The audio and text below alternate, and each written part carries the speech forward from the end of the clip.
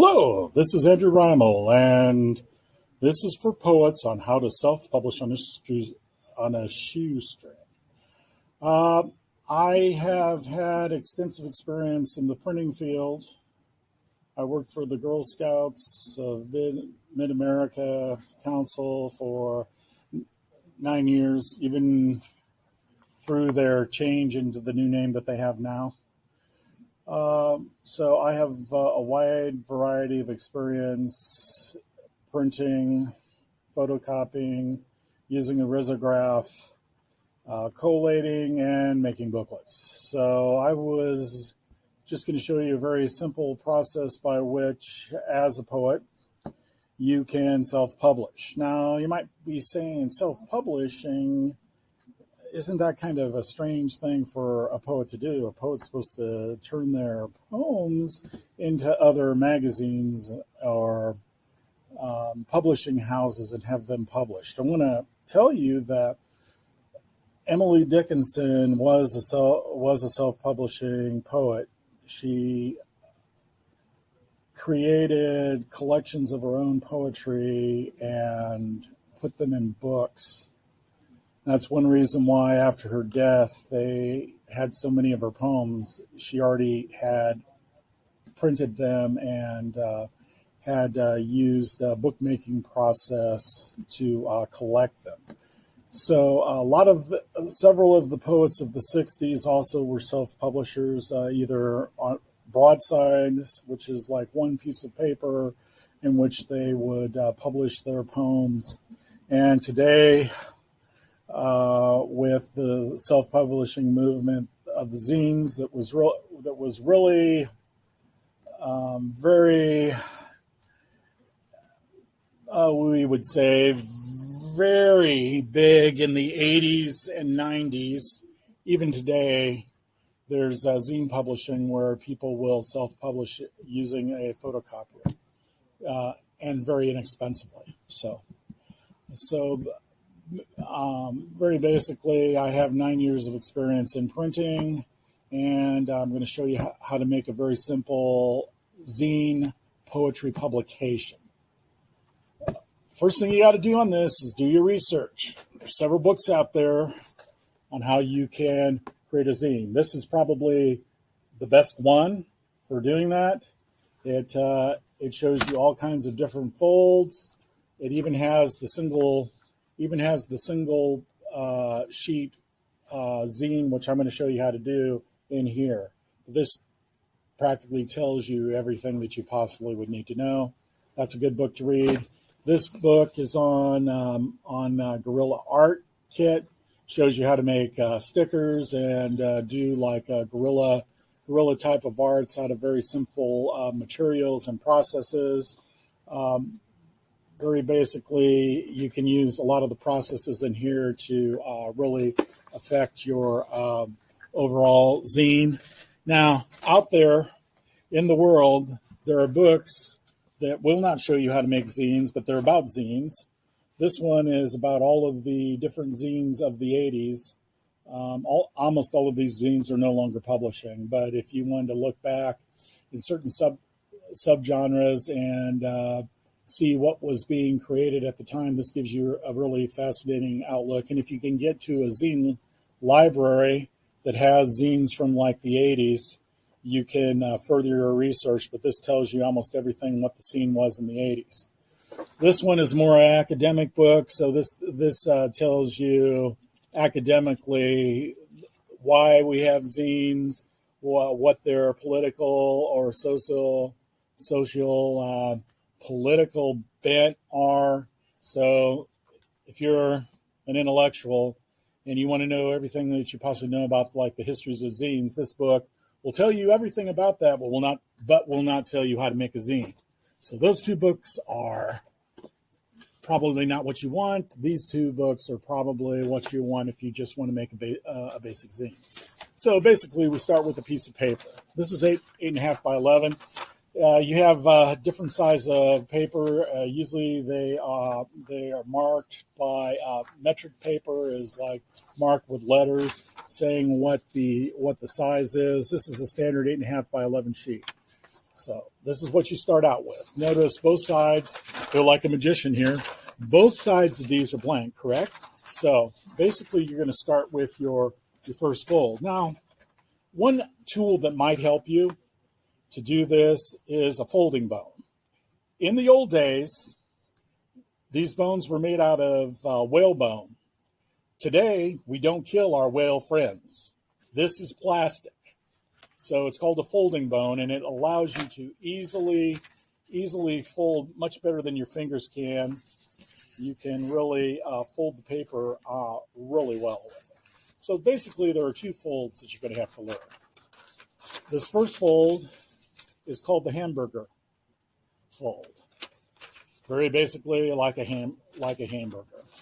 The second fold that you have to learn is called the hot dog, because it is like this. So you have the hot dog and you have the hamburger. And this being like after the 4th of July, hamburgers and hot dogs are just so incredibly interesting. Okay, so once you have those first folds, what do you need for a zine? A pair of scissors, a Sharpie, if you want to handwrite yours, and here's just another pair of scissors. So basically on that fold right there. Now I can freehand this because I've done this quite a bit, so I know how far to cut. But for people just starting out, what you want to do is you want to start with your basic hot dog, hamburger, and then fold these into fourths here. Okay? Once after you've done that, then you can reopen it. And right here, right there, this right here is what you are going to need to cut. Once you cut it,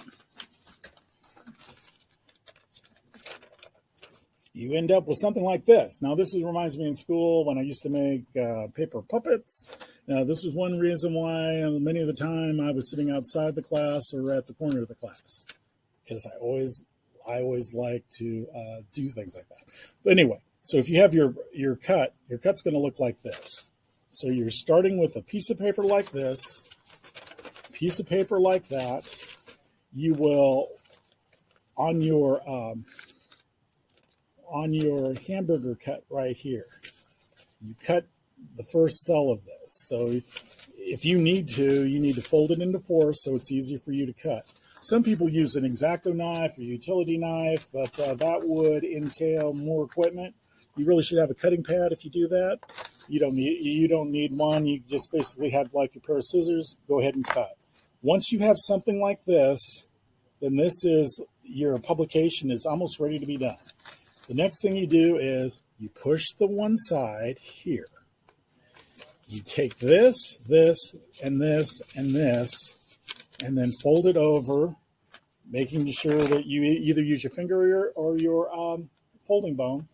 Folding bone is also important if you make books. This is like a primary tool there. So if you're thinking of making books like later on, maybe buying yourself a folding bone to make a zine is a good investment. I would say you probably could get away with not having that. But very basically what you need are a pair of scissors, a Sharpie for writing, and then glue of some sort. You could do that if you wanted to be old school. And I think this was 52 cents at Walmart. You could get glue sticks, larger Sharpie in case you want to make a multicolored zine. The other thing is you could type it all up on your computer and just cut out your content, which is what I usually do, and use a typewriter font so you can look really old school. And the more primitive the look, the more interesting the zine. Now, let's see if I have all of the stuff here. This is basically a zine that I've shown you how to do like the simple folds, and now you know how to do a hamburger, a hot dog, and then to fold it from there, and then you'll end up with a single piece of paper. The thing about a zine is all the content is on one side. There is no content on the back side. Okay, but you can see this is like a basic zine that I've done before.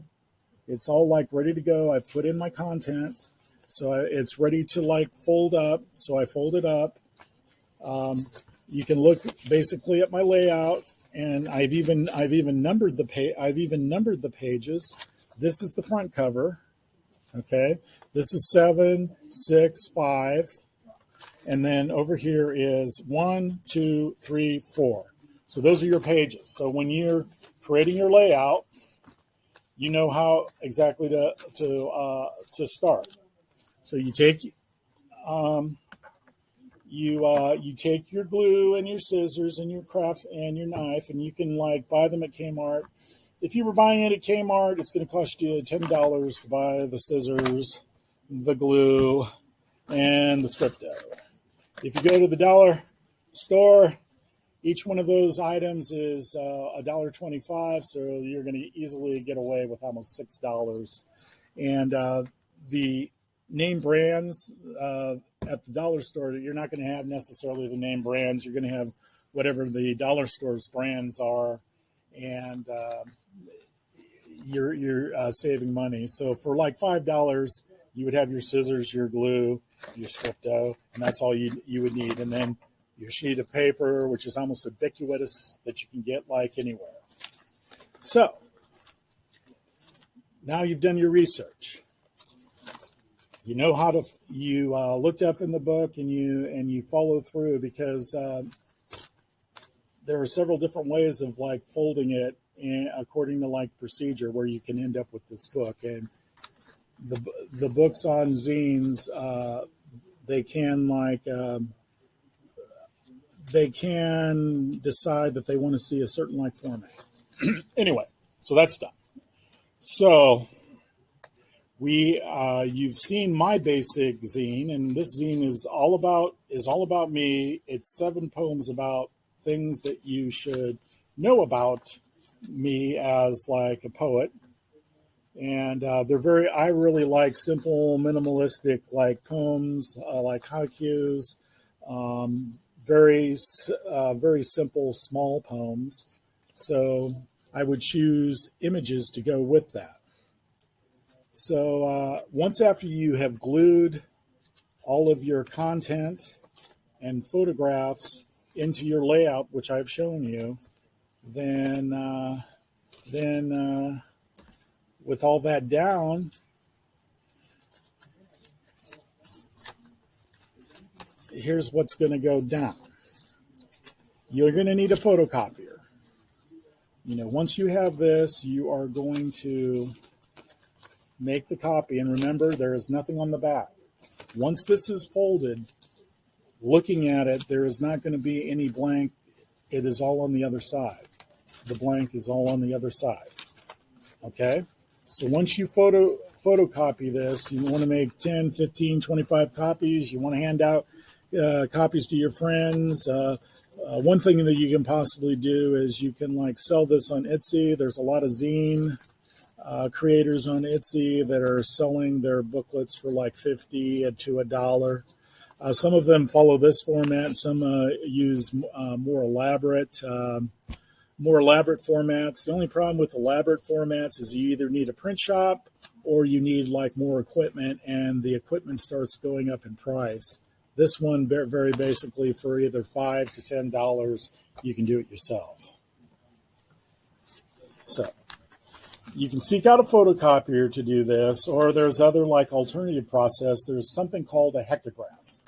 It's also called a jellygraph. What you do is you use gelatin, glycerin, and you use a special type of ink. You place it on that gelatin, and you can make up to 32 copies. This is the way in which they made copies before the photocopier. You can make up, the reason it's called a hectograph is they state that you can make 100 copies. Necessarily, from what I've seen, maybe 36 is the most you can make, and then the ink starts getting very faint. It's very similar. It's very similar to other printing processes that were developed later, after 1920 with machines that rapidly allowed for like mass production. In this case, you're only going to get 32 out of like a hectograph, and it just so that's another process, because you could use silk screening or block printing. And if you hear of something called a jelly graph, it's the same as a hectograph. Okay, so there is alternative ways besides the besides using a photocopier. Photocopier, though, is what you have the most instance of having access to, either here at, if you like go to college, at the local library, even printing stores. So you can just bring in your layout all ready to go. You know how to do the fold. You know how to do the cut. When it's all done, you have like a little book, like I have a little booklet here. So first page, second page, third page, fourth page. Then after it's like folded, then you have the fifth page, then you have the sixth page, and the seventh page. Okay, so that's how you do it. So once after you've done all that, once you've gotten your photocopier, or you've chosen your how you're going to copy it, because you could totally go with those other processes that I mentioned instead of like the photocopier, and they can be inexpensive, and you wouldn't need to necessarily have to spend a lot of money to like do it, even using those other processes. So you've done your researches, you folded your zine, you've gathered your various supplies that you can like purchase either at Walmart, Target, or the dollar store, and all you basically need is a Sharpie, pair of scissors and glue, and a photocopier, and you could make hundreds of copies. You just have to fold them. Okay, so with that in mind, that's a little bit of what I was doing for years, working in the Photoshop at the Girl Scouts, except we were printing much larger brochures and booklets using much more expensive processes. But this inexpensive process allows you also later on, you could sell this on Etsy, get yourself a Patreon account, and have people like pay for you to fill out your poetic musings on your little publications, and then distribute your publications through Etsy. So that's just one way in which a poet can print on a shoestring. Thank you very much, and you have a good day.